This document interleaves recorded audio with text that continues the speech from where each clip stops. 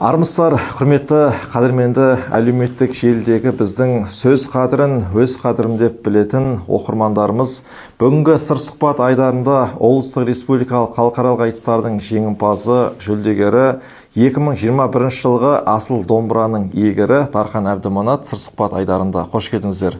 Қош көрдік. Әуелі осы біздің сыр сұхбат айдарынан табылып, уақыт бөліп, ой бөлісіп келе отқаныңызға үлкен аудан жастар атынан үлкен алғыс білдіреміз. Бүгінгі таңда шығармашылықтар жайына тоқталсақ. Шығармашылық бізде сол айтыстамыз. Өзің жақсы білесің, Нұреке.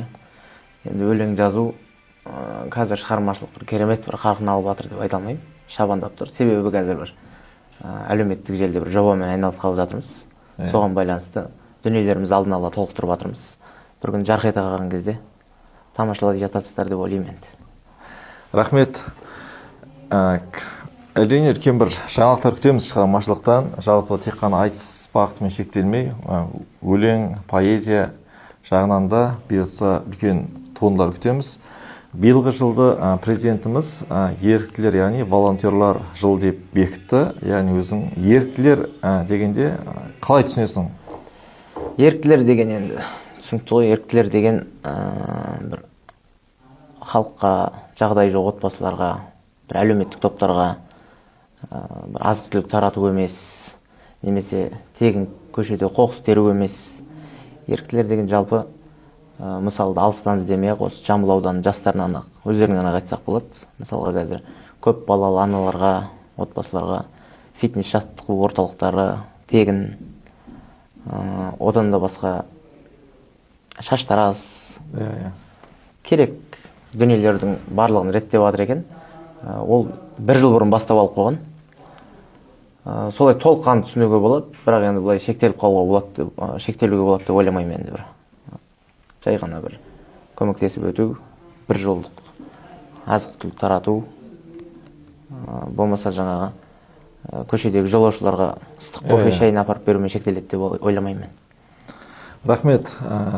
Жаңағы бізде осындай көптеген нәрселер қолға алынды. Еріктілер мысалы, өзің айтқандай, фитнес клубтар көп балалы аналарға тегін қызмет жасайды. Жақында осы сән салоны ашылды. Бәрі осы көп балалы аналардың жалпы мүддесіне, яғни оларға қызмет жасайтында біздің осы ерікті жастарымыз болмақ. Әрине осы бүгінгі таңда енді ел ертеңі жастардың қолында дейді. Жалпы жастардың бойынан қандай ұшқын, жалын қасиеттерді көргің келеді? Жастар қазір жақсы ғой, жастардың бойынан жастар қазір мысалға шетелге оқуға түсіп отқан студенттер көп бізде, елімізде. Жастардың бойынан көргім келетін қасиеттер отанға деген, елге, туған жерге деген махаббат, сүйіспеншілік.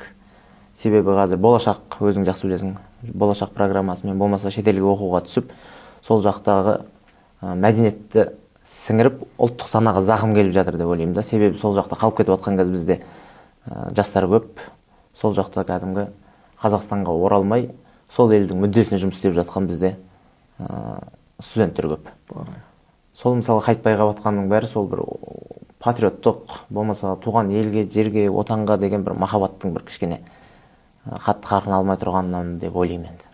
Сондай қасиет болса, әйтпесе жастарға білім ғылымның заманы ғой, оқу керек, үйрену керек, білу керек, шетелге бару керек, көру керек, бірақ туған елге қайтып келу керек деп ойлаймын. Қызмет жасау керек. Туған елге қызмет жасау керек. Дұрыс, жастардың бойынан ең бастысы ұлтқа, отанға деген патриотизмнің сезімі бірінші тұру керек деп ойлаймыз.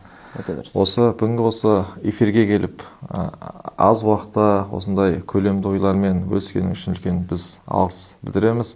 Алдағы шығармашылықтарыңа сәттіліктер тілейміз. Айтыстың биігінен, өлеңнің биігінен күтіп қаламыз, және өзің айтқан сол жақында қолға алып жатқан жобалардың жарқ ететінін тағатсана күтеміз. Рахмет. Ел аман, жұрт тыныш болсын. Рахмет.